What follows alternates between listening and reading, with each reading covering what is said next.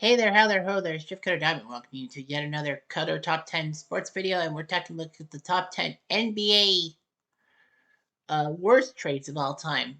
We looked at it with the best trades, as in the team that got the player and how it affected them. Now we're going to go with the worst, with how it affected them.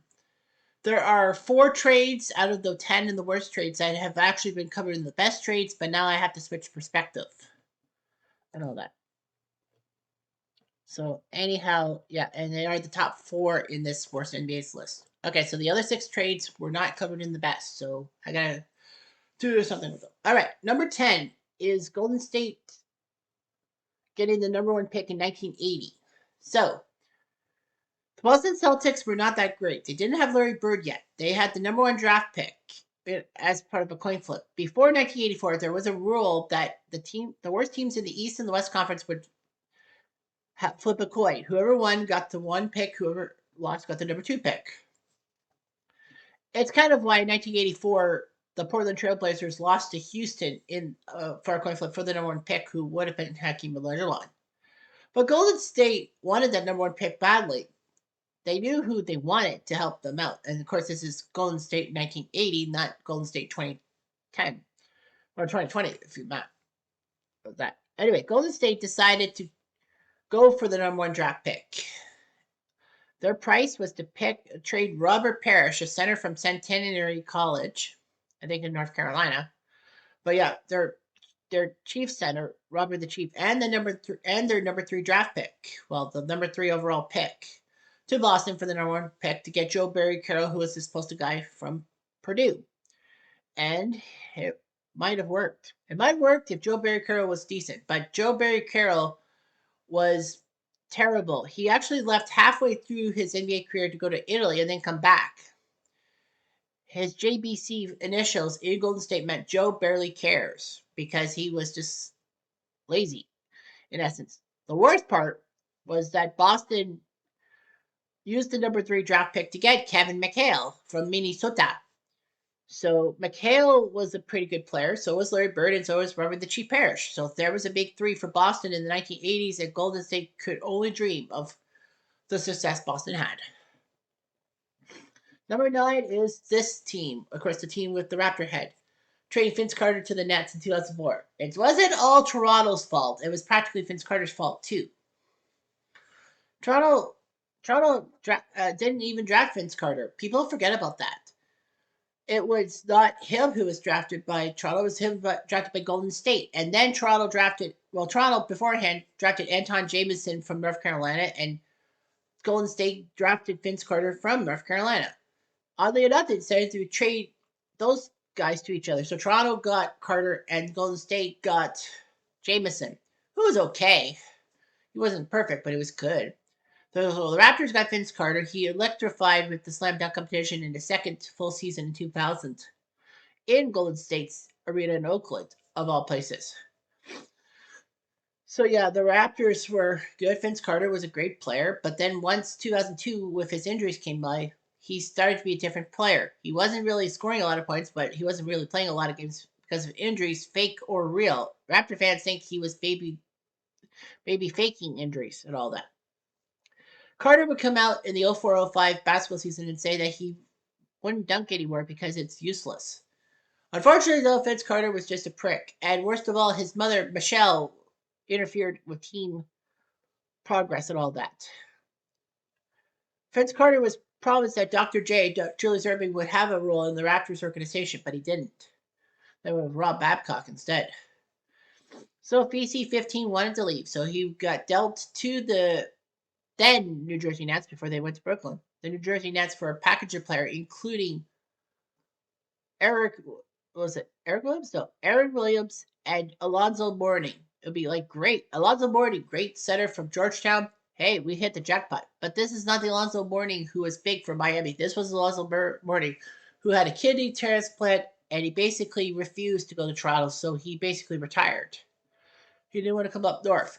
I mean, it would have been nice to see Alonzo Mourning play a few games for the Raptors. So yeah, Toronto lost their franchise star because of him being a crybaby and all that. He would always save his best games for coming back to Toronto for many years and all that. But the hate for Carter kind of simmered by 2017, and they gave him a standing ovation when he was a Memphis Grizzly in Toronto. And Carter realized that Toronto fans loved him, and even retired his number 15 for him. That's nice. Although I want Kyle Lowry's number 7 retired, but not Kawhi's number 2 for obvious reasons. Number 8 is the Pistons getting Allen Iverson. So anyway, AI was the number 1 draft pick by the Sixers in that great 1996 draft I kind of alluded to yesterday, last time. So AI was a great player and all that for the Sixers. He helped them get to the 2001 NBA Finals and did the step over on Tyronn Lue. Unfortunately, he would be defined by his practice presser. We're not talking about game. We're talking practice, man. AI would kind of slide down a little bit. He was traded to Denver, and then he was traded to Detroit. Detroit wanted AI badly, so they traded away Chauncey Billups. Unfortunately, AI was a distraction for the Pistons. He went back to Philly to finish his career. He went to China and had bankruptcy. Well, Chauncey Billups helped Denver reach the conference finals, and basically, he was big. Of course, any team that traded Chauncey Billups, like the Raptors and Celtics, before 2004 would feel foolish because Billups became Finals MVP in 2004. I mean, why would you try to trade that guy? I don't know. Number 7 is the Clippers trading for CP3 in 2011. So the CP3 saga, the Chris Paul saga, was huge for the Clippers. New Orleans wanted to trade him to the Clippers or to the Lakers, and it would be big for the Lakers to get CP3, giving a full gold ransom to the New Orleans team. Excuse me, as I sneeze. But the NBA, who kind of owned New Orleans, because New Orleans didn't really have owners, the NBA owned it, and David Stern said, "No, we're not going to give you the Lakers CP3. He needs to stay in New Orleans for the franchise's stability." And that's not a bad idea. Well, the Clippers were allowed to trade for Chris Paul, so he left New Orleans for the Clippers. Unfortunately, though, his tenure didn't work out. He went moved on to other teams, and the Clippers did get to a couple of conference finals. Well, actually, yeah, the Clippers have never been to a conference final. Well, I think they've been to one. Number 6 is Dallas getting Rajon Rondo from the Celtics 2014. So anyway, Dallas needed a good point guard and all that. They were a few years removed from winning the title against the Miami Heat and ruining LeBron's chances to win the title in his first year in Miami. Dallas fell flat. They needed a point guard, so they wanted Rajon Rondo. And they gave Boston some players and all that, key assets they needed for the playoff run. Unfortunately, though, Rondo couldn't fit into the system, and worst of all, he disrupted team chemistry. He was kind of a malcontent, if you will, and, it ate him up. Number 5 is Brooklyn trading for Paul Pierce and Kevin Garnett in 2013. I alluded to this yesterday when Boston made the trades for Garnett and Ray Allen to be a big 3 with Paul Pierce, their guy they drafted. And it worked. In 2008, they were NBA champions. Anything's possible. But the Nets were desperate and decided to go after Paul Pierce and Kevin Garnett, even though they were in their twilight of their careers and getting close to 20 years. So Brooklyn decided we needed something. So they gave up first-round picks to Boston for Pierce and Garnett. Worst of all, it helped Boston out in the worst way possible. Brooklyn, yeah, it kind of worked in 2014. Brooklyn were almost dead in the water against the Toronto Raptors in the first round in 2014. They won Game 7 thanks to Paul Pierce's shot block of Kyle Lowry, and they won Game 7 by a point. Kevin Garnett also ruined the Raptors in that playoff year, so the Raptors had some bad luck. They had one good year with Pierce and Garnett, but basically they couldn't move on from them quick enough. So that was bad. Number 4 is the Scottie Pippen trade between Seattle and Chicago. Yesterday, I talked about it from the Chicago point of view. Now I talk about Seattle. Seattle needed some help. They needed a center because they didn't really have a strong center. Michael Cage wasn't helping out. So they drafted Pippen from Central Arkansas with the 8th pick, but surprisingly traded him to Chicago for a center named Olin Polanese, who would be okay for the Jazz as a backup center in the 97 to 98 runs to the final. But the fact is that Seattle gave up on Scottie Pippen.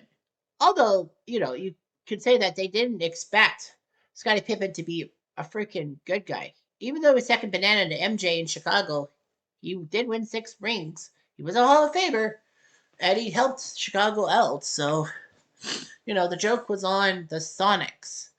Polynese wouldn't do much with that franchise. Number 3 is the Kareem Abdul-Jabbar trade to the Lakers. We did it from the Lakers' point of view. Now we do it from Milwaukee's point of view. Milwaukee saw something in Lou Alcindor, who soon became Kareem Abdul-Jabbar. In 1969, he was dominant. UCLA had won 3 straight NCAA championships, in which Kareem was the big boy. So Milwaukee knew they had drafted number 1, and they had the number 1 pick and got him. Of course, there was a coin flip with Phoenix, in which Milwaukee won the coin flip and got to draft Kareem Abdul-Jabbar. Phoenix would only draft Neil Walk. So he was good for the Bucks. A couple years later, in 1971, he led them to their first NBA title as a franchise, although it took 5 decades, literally, for their second title. Milwaukee would trade Kareem to Los Angeles because Abdul-Jabbar did not want to play for Middle America, thinking that Milwaukee was boring, boring, boring.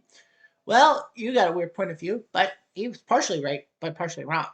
So he'd rather go to LA or New York. So Milwaukee acquiesced and sent Abdul-Jabbar to the Lakers for 4 players. Well, the good news for Milwaukee was that one of the players, Junior Bridgman, actually was good. Bridgman was this guy from the University of Louisville. He was good. He helped Milwaukee get to a few conference finals in the 70s and early 80s. And he was an entrepreneur that had a lot of fast food franchises in Louisville. So that's okay. But unfortunately, though, the big fish was Abdul-Jabbar, leading the Lakers to 5 championships, was the all-time leading scorer until one LeBron James came in. And then, Kareem did it, and Milwaukee would fall flat on their ass. Number 2 is the Kobe Bryant trade between the Hornets and the Lakers. We talked it from the Lakers' point of view, but now we got to talk it from Charlotte's point of view. The 96 draft was very strong. You had Iverson, you had Camby, you had Pierce, you had Marbury, you had Steve Nash, you had a few other players. I would say Todd McCullough, probably, but I'm wrong. But anyway, one big guy was Kobe Jellybean Bryant. His father, Joe Bryant, was actually in the NBA for some time and an Italian League All-Star.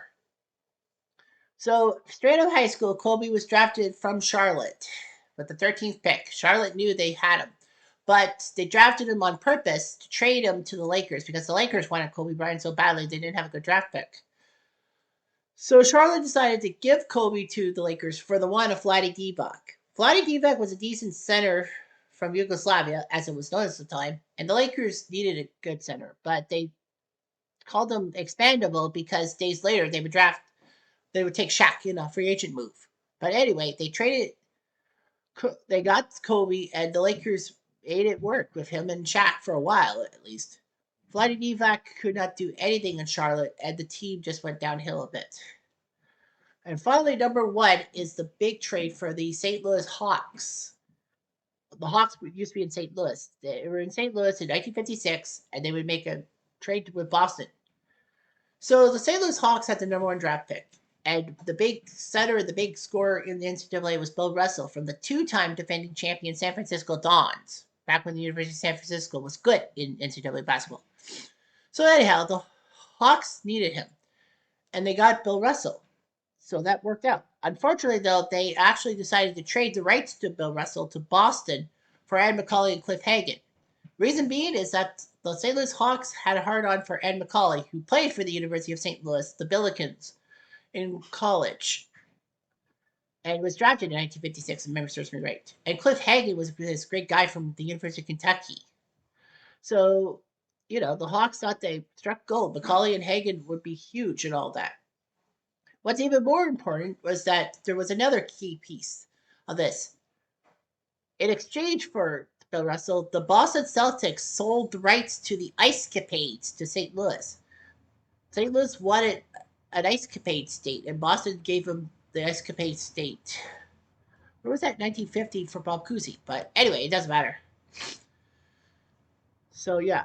St. Louis, and it kind of worked out for the Hawks. They did win the 1958 championship over the Boston Celtics, but unfortunately Boston would take the next 8, including 1959 beating the Hawks for revenge.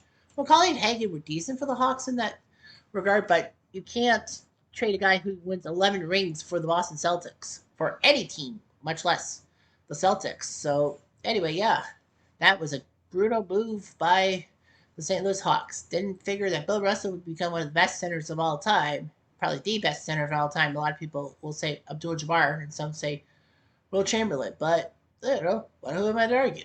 Anyhow, I'm Jeff Diamond.